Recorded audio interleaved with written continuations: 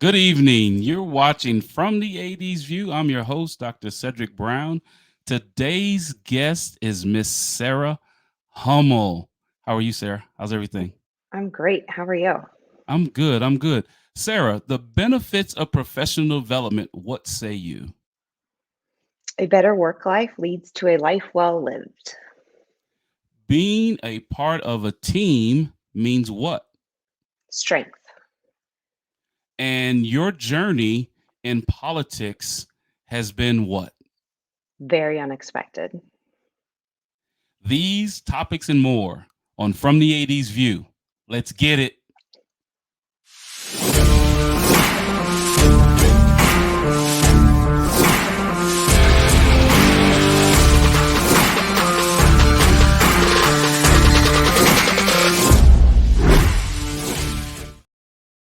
Welcome back to the show. Before we get started, I'd like to give honor to God, who's the head of my life, because without Him, nothing that I do would be possible. I've had an opportunity to do some remarkable things over the last 2 years and meet some remarkable people.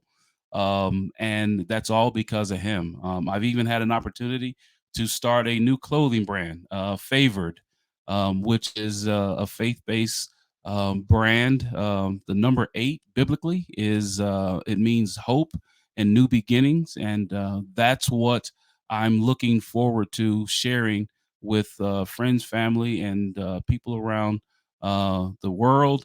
The new brand of Favorite. So now let's bring back our very special guest, Miss Sarah Hummel. Miss Hummel was formerly deputy campaign manager, deputy political director, training and learning director, vice president of business development, and currently the CEO and founder of Retail Politics. Again, welcome to the show, Sarah. Thank you for having me. So, Sarah, before we get into all the important stuff, you share a special person that I share, Mr. George Hemmingson, my brother of a different mother, former basketball colleagues and things like that. Just a little bit, real quickly, lightly. How did you and George meet? Did you saved him? Because he was probably lost and needed to have a special queen come and save him. How did you and George meet? Yeah, we met right after I had moved back from Washington, D.C. I hadn't even been back 3 weeks, and we met up and best first date of my life. We met, and I used to play basketball, so he challenged me to a game of horse. And next thing I knew, we were in the gymnasium playing horse at 2 in the morning. So it was pretty Right. amazing. So some real life love and basketball. That Yes. is awesome. Who won? Just say He you. I did. I did. I Yeah, usually yeah, always win. yeah. Just say you. Just say you. That is awesome. So, Sarah, a little bit. We talked backstage. You have been in retail. You know, your business is retail politics, but you've been in retail. Um, how did that experience, right, help you in what you're doing now? We talked about the benefits of professional development, right?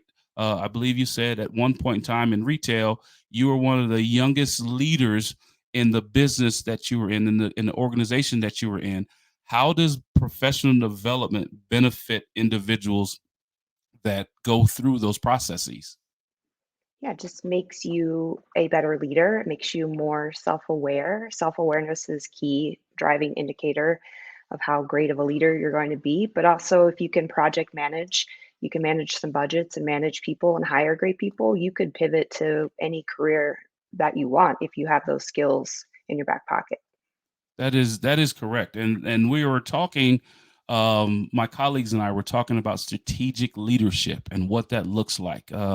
Just read a book by Mr. John Conrad, I believe. Excuse me, Joseph Conrad, called "The Secret Sharer." Right. It's a book that is based on strategic leadership, but in that leadership, there was a captain that was very new, 2 weeks as a captain, and he has a situation where there's a stowaway that comes on from a different ship, and this stowaway had committed a accidental murder, right? And then the captain doesn't want to share that information with the subordinates because he believes that it will deter the goal of what they had. As a leader, Sarah, what kind of challenges have you faced that you had to come overcome, and when you came out the other side, it made you a better leader?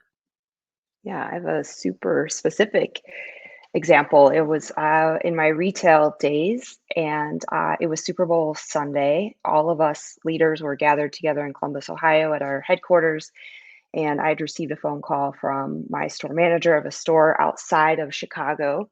And he said, the president just walked through my store and didn't say anything to me and walked out. And it was like very much a panic, like, are you sure it was him? What do you look like? And now asking all these questions. And it, in fact, was the president, and the store was nowhere where it needed to be, where it needed to be looking. And I think that's like that became a moment of such self-awareness of you have to be so open with whom you're working with that yes, that store was struggling. My boss knew that, but didn't know maybe to what extent.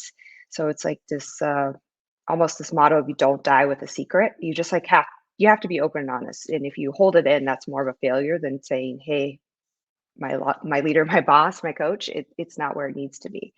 And communication is this key to all of that. Absolutely.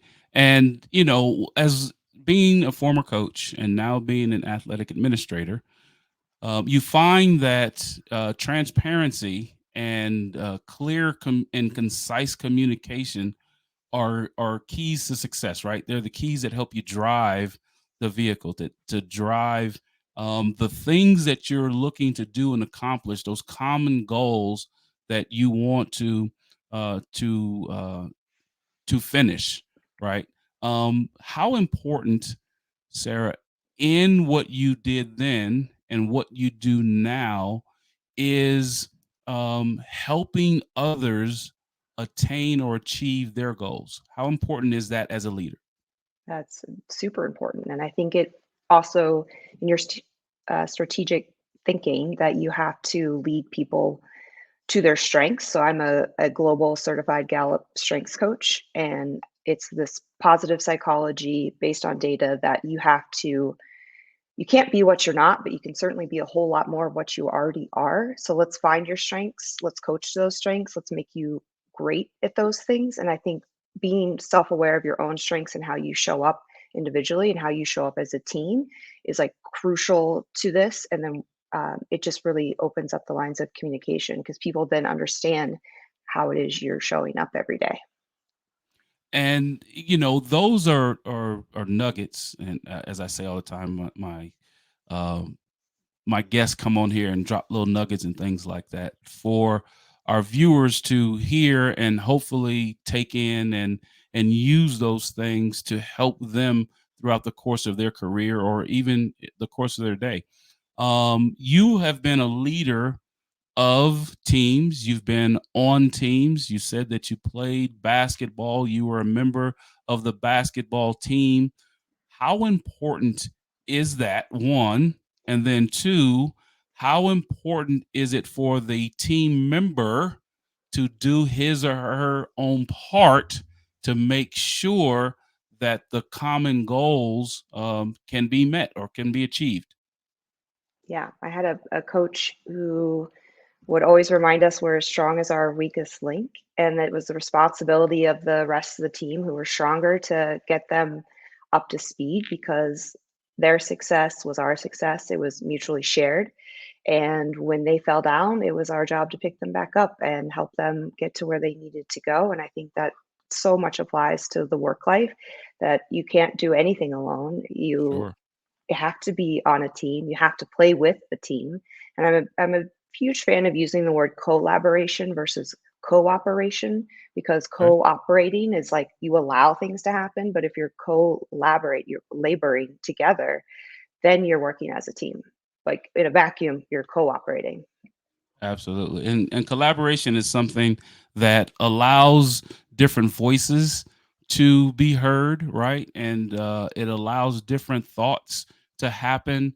Brainstorming occurs, right? Because as a leader, Sarah, you take in a bunch of different thoughts and things that come to different people, right? And you ask for that. That's that democratic leadership style, right? Getting multiple ideas, sit down, swirl them around, and then at the end, Sarah Hummel has to make the final decision, but at least it's based on information that all other constituents, and we'll get to that word in a minute, right? That all other constituents or partners are in that together.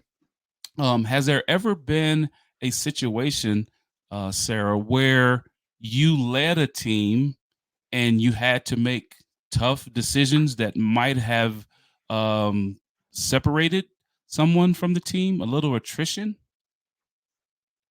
Yes, I've definitely had to do that. And I did that towards the end of my retail career. I switched to another company and was responsible for multiple stores in multiple states, and the company was failing.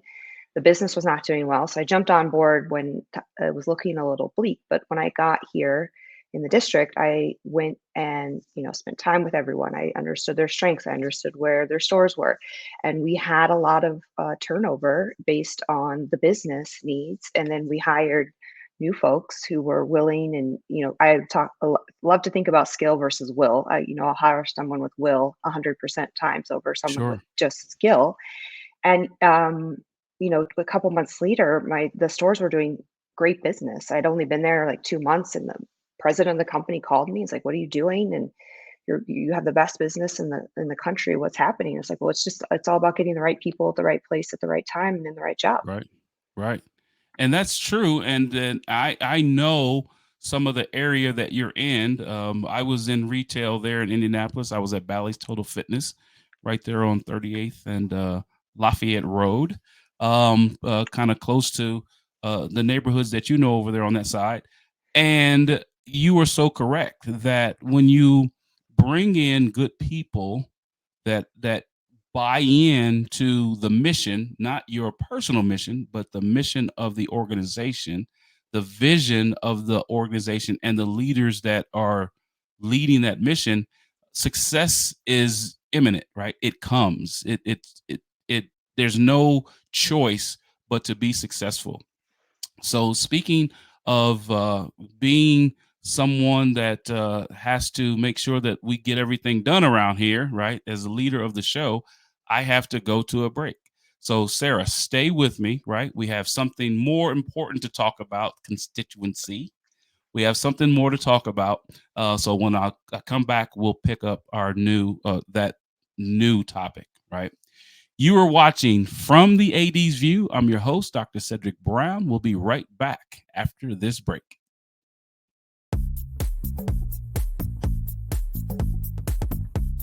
Renting is everything. It's style at your doorstep, off the runway and into your closet. It's every trend you've been dying to try and every designer you've yet to discover. It's wearing it your way every time and making it count everywhere you go. It's never worrying about what to wear because something new is always coming your way. That's why renting is everything. New styles, top designers, all for a flat monthly fee. Start your subscription at renttherunway.com.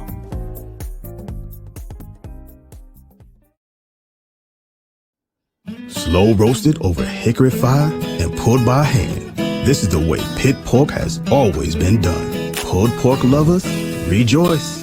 The smoky old days are back at the Smoke Shack.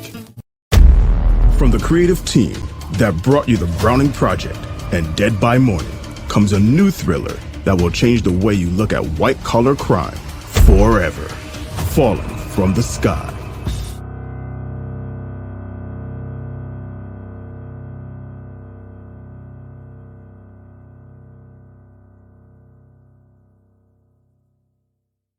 Water.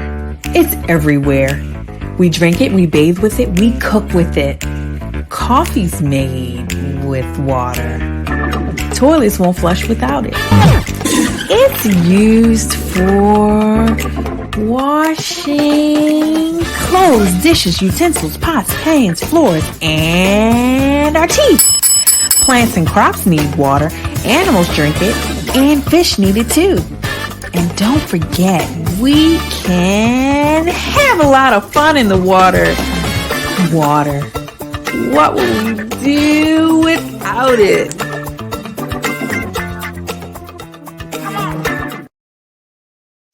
Welcome back to the show. You're watching From the 80s View. I'm your host, Dr. Cedric Brown. And before we get back to our guests, I'd like to talk a little bit about my book, How Black Men Overcome Racial Barriers in the Status Quo in NCAA Institutions. It's a narrative inquiry.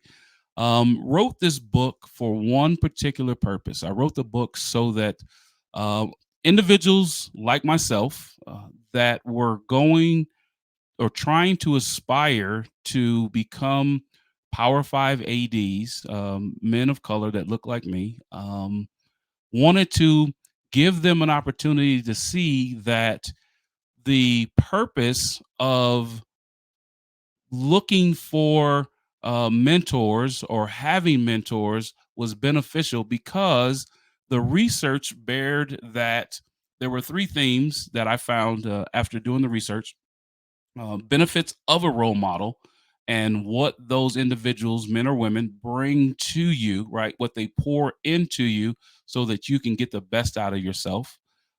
Number two, the expectations that the role models had of me, um, assignments that they gave, making sure that those assignments were completed, making sure that ideas that I had, how we sparse those ideas out, and then to get to the goal. And obviously, I've been an athletic director on more than one level and aspiring to continue to be a Power Five AD before the end of my career.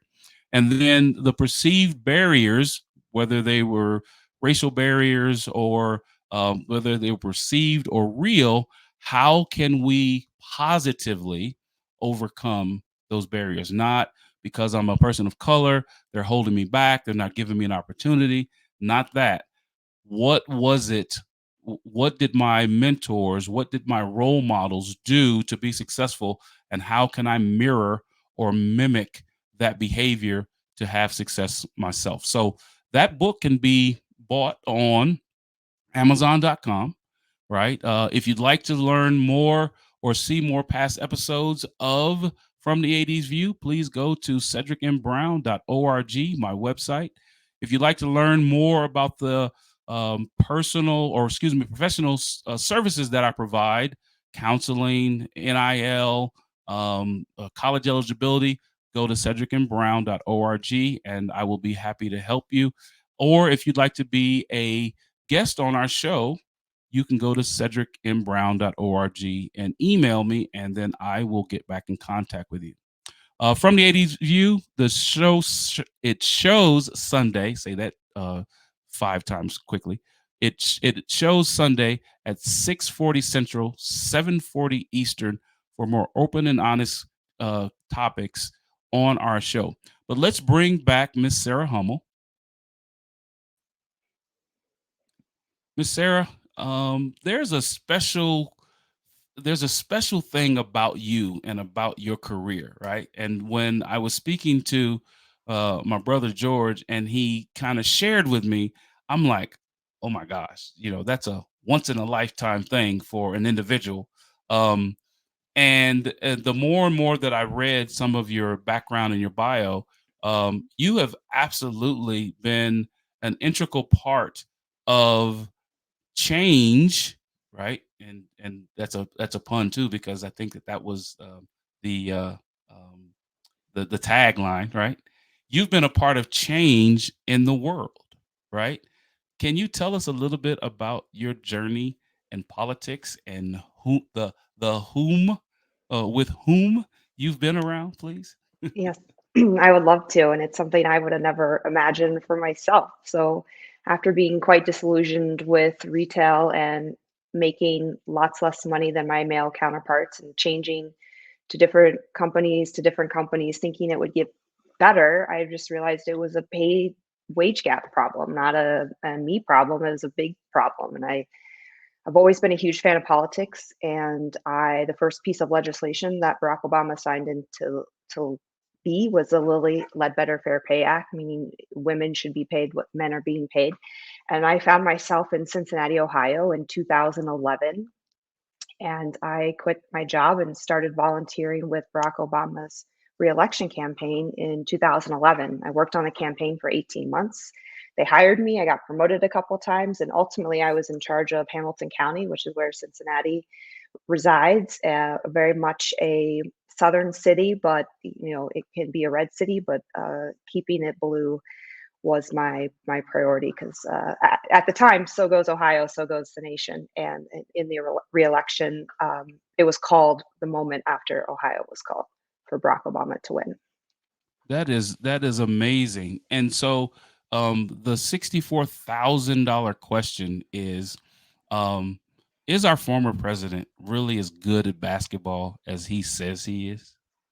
Yeah, he's an excellent athlete and he's super competitive and he is super kind and he is so present with you when you get to be around him. That's as if no one else is around. He's just a phenomenal human being. And the best way to describe him is he has this magnificent, humble swagger. Okay. All right. And then the boss, his boss, right? Miss Michelle Obama, um, in your quest um to make change, right? You spoke about the disparity between pay for men and women, which has gone on for far too long, right? What influence did Mrs. Obama, Michelle Obama, have to help in that change, right? To help try to, bridge that gap. So unfortunately, I didn't get to spend really any time with her as much as I fortunately got to spend with Barack. But you can just see from any speech that she gives that she is in it and she is so smart and so compassionate. And a great example would be to watch her speech from the convention in 2016 when she says, "When they go low, we go high." That was a really amazing, impactful narrative story of challenge, choice, outcome, something she and Barack probably learned from Professor Marshall Gans at Harvard. And she tells the story. She's not talking about a story like other folks who were on that stage that night or the next night, but she tells a very compelling, passionate story that the hero of the story is not her. The hero of the story is the audience. We can see ourselves in her eyes and we can aspire. Like if she can do it, then we can do it. Absolutely. And that is amazing. And from, things that I've read, interviews that I've seen, they're both very amazing people. And as I bring all of this together, right, your experiences with our former president, how did that shape you into the leader that you are today? Because you are currently now the CEO and the founder of your own business, which is retail politics. How did that shape you into the leader that you are today? Yeah, I think I had the leadership skills and could manage and hire great people. So I had a really successful team in Ohio in 2012, but also then it became much more mission driven. Like what was at stake? What could happen if not this person elected? And I think the stakes have gotten extremely high now. And I even spent the 2020 election sending 100 million pieces of mail to voters in battleground states, encouraging them to vote by mail and to return that ballot and have their voice count. So I think, it was just the beginning of this itch of fairness and making sure everyone has a seat at the table and that everyone plays by the same rules and making it easier for people to have ballot access and to have their vote count. Sure. And I'm gonna switch to sports a little bit because we have a little bit more time than I thought. With name, image, and likeness coming out right now, and it is heavy into the political scene, right? So it's in every legislation across the country. It may go to a federal legislation if it hasn't already. I know that the NCAA, Mr. Charlie Baker, president, has you know done some lobbying for the NCAA and things like that. Um, how important is it, Sarah, that we increase equity, right, and kind of make the equality align with that? Because we all know that equity is the access, and equality is just making sure that we have the same things. But we talk about equity all the time. How important is it that we get to a point that the equity is increased to an all-time high? I think it's more important now than ever. And also, I think with NIL, you can bring in the unionization of teams. I didn't finish college till after the Barack Obama campaign, and I got a bachelor's degree in science from Indiana University in labor studies. So I have this huge passion for labor and people's work. Obviously, that becomes very apparent why I did that, looking back based on inequality in wages before. And I just really hopeful that people can get what it is that is fair and equitable. I hope that women's sports do not lag behind as much as they have in the past.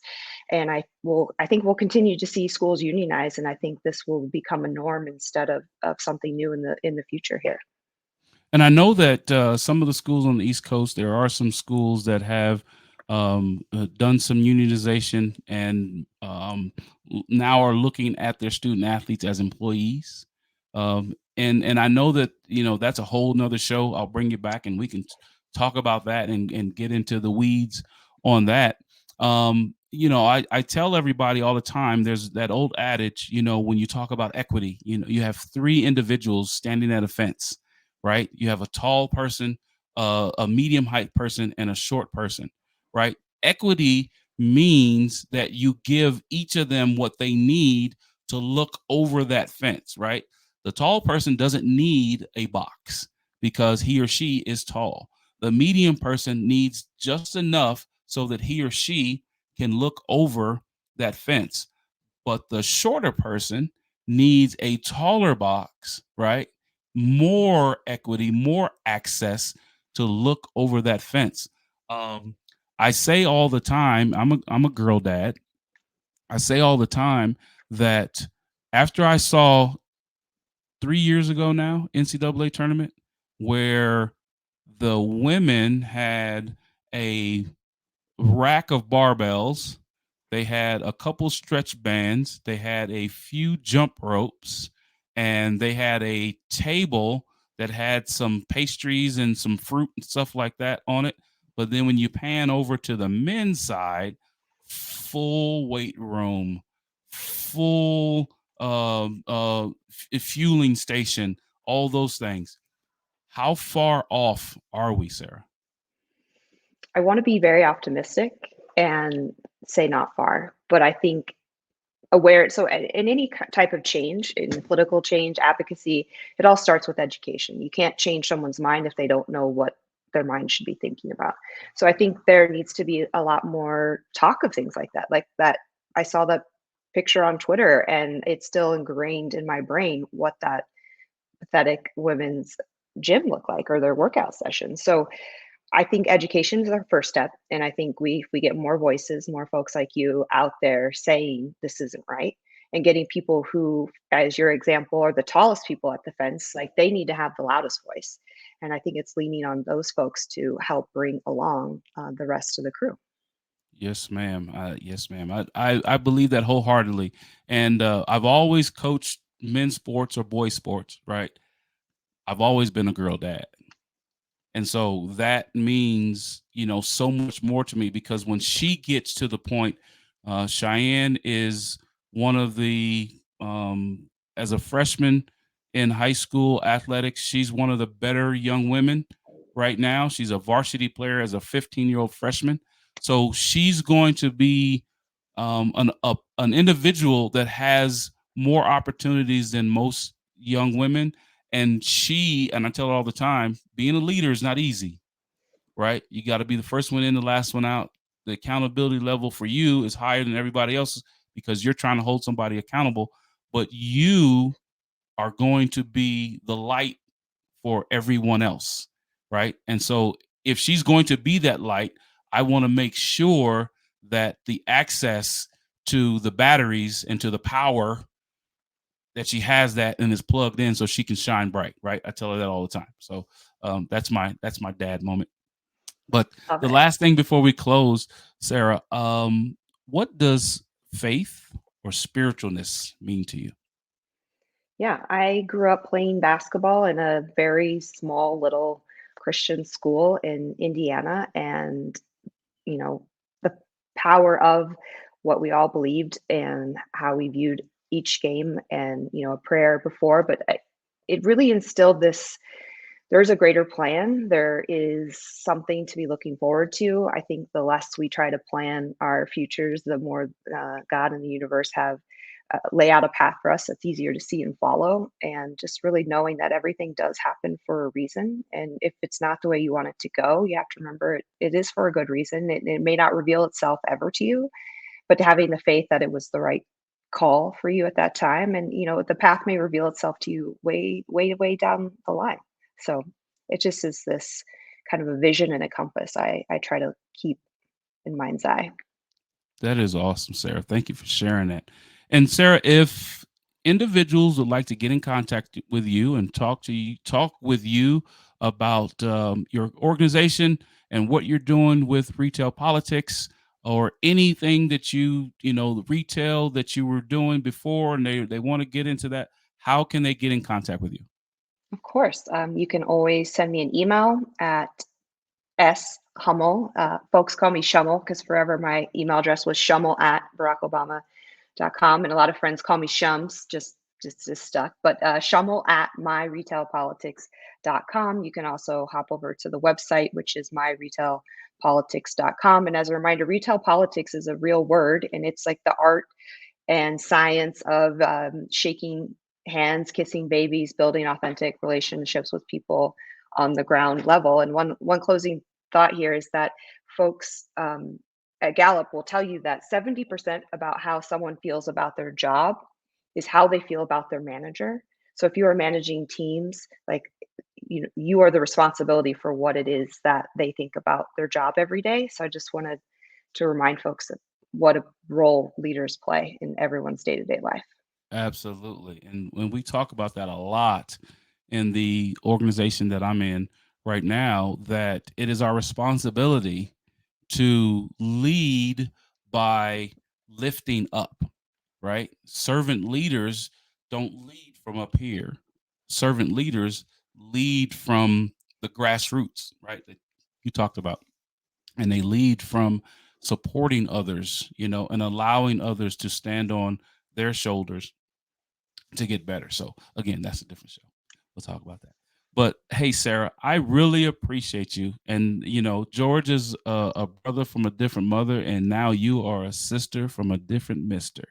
So I really, truly appreciate you. Everything that you were talking about today is so important with regards to leadership, professional development, being a part of a team, and then your awesome, spectacular journey of helping to change our nation, right? And having an effective change in the world with your professional relationship with our former president, Barack Obama. So thank you, Sarah. Thank you. Thank you. Thank you I'm, very I'm gonna call much. you Sister Shum. Yeah. Thanks, Sis Shum. I appreciate you for being on the show. So I thank you thank so you. It's much. an honor. Thank you. Absolutely. You're watching From the AD's View. I'm your host, Dr. Cedric Brown. And before we leave, I just want to kind of talk to you about some of the things that Ms. Hummel and I were talking about. Leadership is tough. It is tough being a leader because you have to always not be thinking about yourself and the things that you want to do. You have to be thinking about others, right? Servant leadership is the best type of leadership to always have and always model, right, and champion servant leadership, because it's always about others. The business that I'm in, the ones that I serve, the constituents that I can serve are student athletes.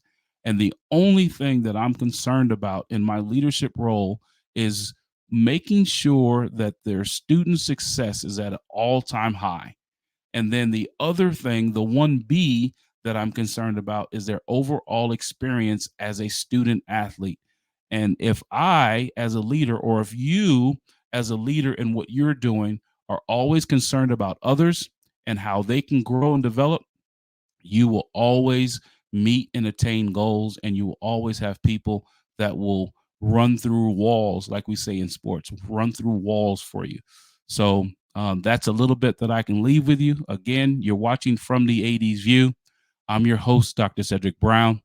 Good night, and God bless.